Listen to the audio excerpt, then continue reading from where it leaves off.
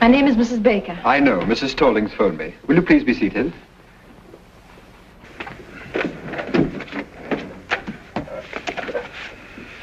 Mrs. Baker. Your first name? Jill. Jill Baker. 685 Park Avenue. 685 Park Avenue. Your age, Mrs. Baker? 22. I'm your doctor, Mrs. Baker. 24. Thank you.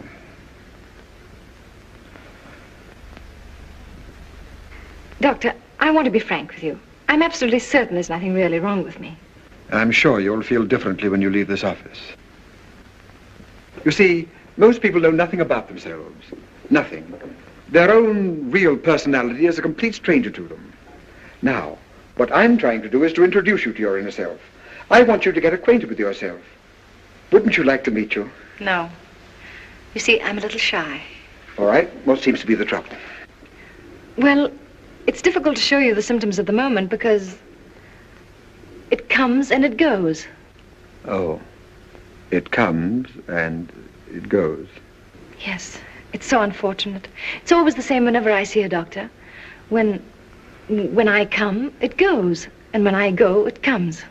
Mrs. Baker, whatever comes and whatever goes, there's no denying it worries you a lot.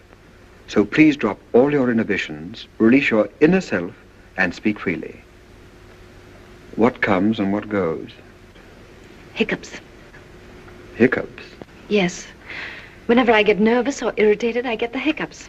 It's rather unpleasant and sometimes very uncomfortable. Well, naturally, it's a little early to make any diagnosis, but you're apparently getting these hiccups because of a nervous condition.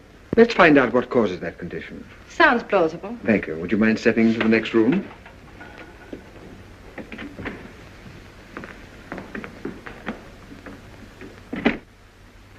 Uh-huh. Well, there's nothing unusual in your childhood. Let us examine your present life. Let us look at it through a magnifying glass. Let us examine every detail.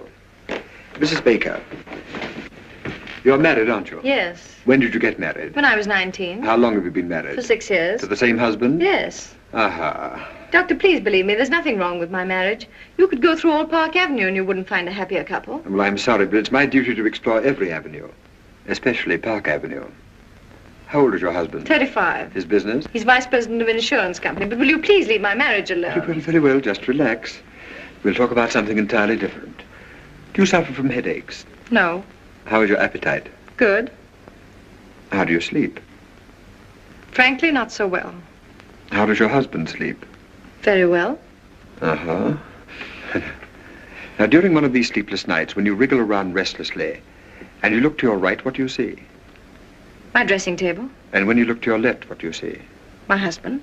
Sleeping? Yes. Uh-huh. What are you trying to do? Break up my marriage? No. Just wake up your husband. Well, thank you. That'll be all for today. Doctor, my husband has nothing to do with my sleeplessness. It's just that I'm super sensitive to noises or to the slightest sound. Does your husband snore?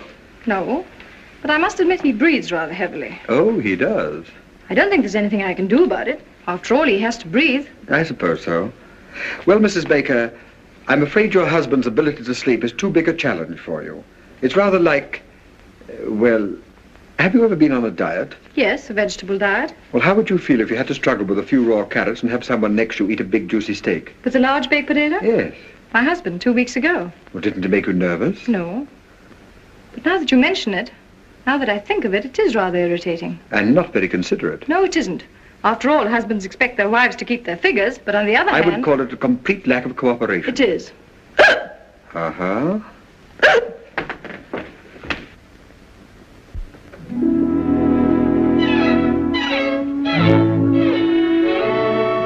Jill, dear. Hello, Margie. Oh, why, haven't I heard from you? How are you, dear? All right. Anything wrong? Oh, Margie, you shouldn't have sent me to that Dr. Vanguard. Did you go back to him? No, and I won't. He's not going to break up my marriage. There's nothing wrong between Larry and me. That's what I say. Are people talking about us? They wouldn't dare in my presence. They know you and I are close friends, and I always defend you. I know, dear.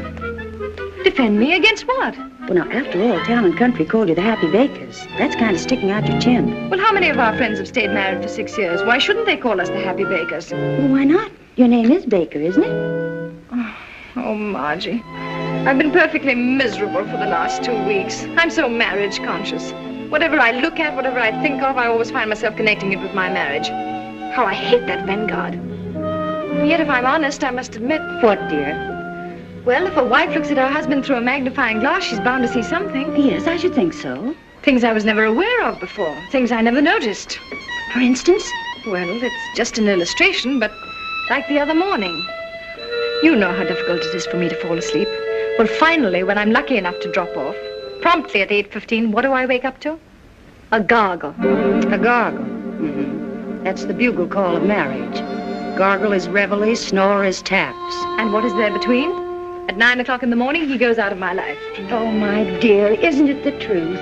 Oh, I don't know what's the truth anymore. I'm completely confused. I'm so uncertain. I've always heard that the ideal marriage should be something of a mystery. That your husband should remain a kind of stranger to you. Someone whose acquaintance you'd like to renew every day. You know what I mean. Yes, dear. Don't say anything. Hello. Hello, Margie. Hello, Larry. Hello, darling. Hello. How are you? Fine, and you? Okay. Have a good day? Yes, and you? Good. Anything new? No? With you? Nothing. Good. Want to see you later.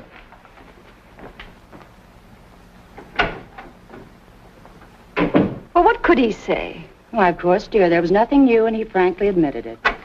Jill, Yes, darling. are the Coopers coming to dinner? I don't know yet, darling. I'll let you know as soon as they phone. I wish you would, because if they're coming, I'll have to shave. All right, darling. Now, I don't want to cause any trouble, but cold facts are cold facts. If Mr. and Mrs. Cooper come, that big, awful-looking Mrs. Cooper, he shaves. And if he has dinner alone with his wife, he doesn't shave. And if anybody should shave, it's Mrs. Cooper. I spent 3.5 hours today at Elizabeth Arden's, but I don't rate a shave. My dear, that's the trouble with 95% of all marriages. Husbands don't shave. Don't men realize that a beard doesn't stop growing at 8 o'clock?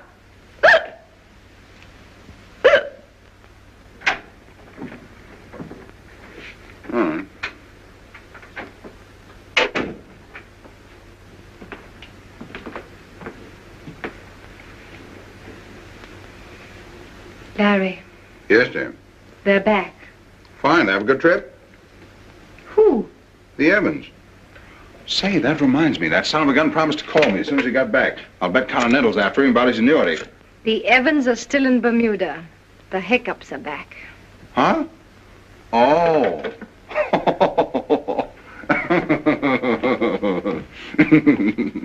The joke's on me, huh? That was very cute. Kicks.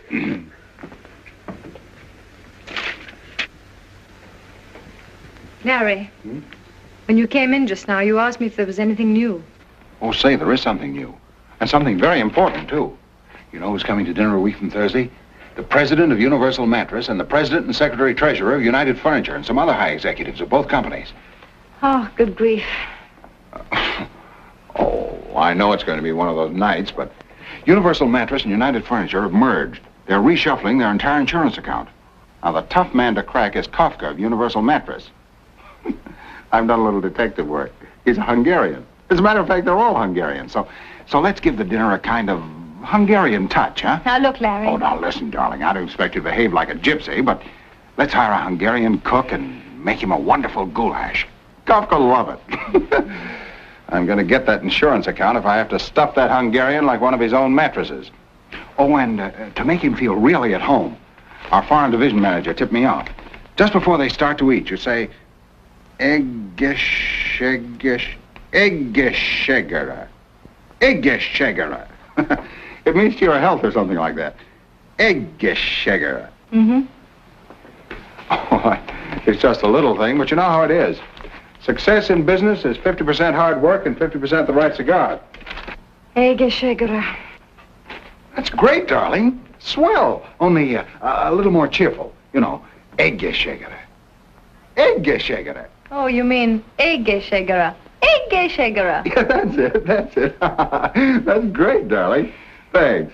Kicks?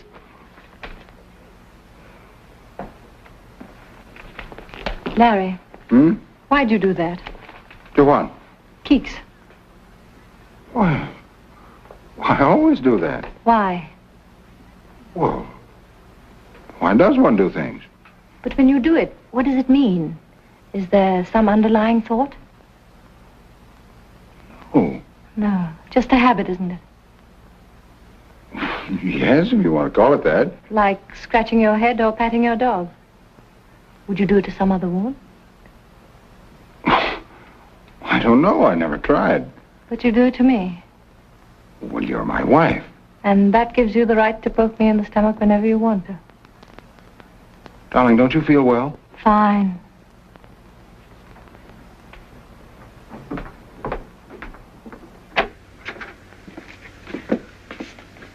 Larry, please don't keeks me anymore.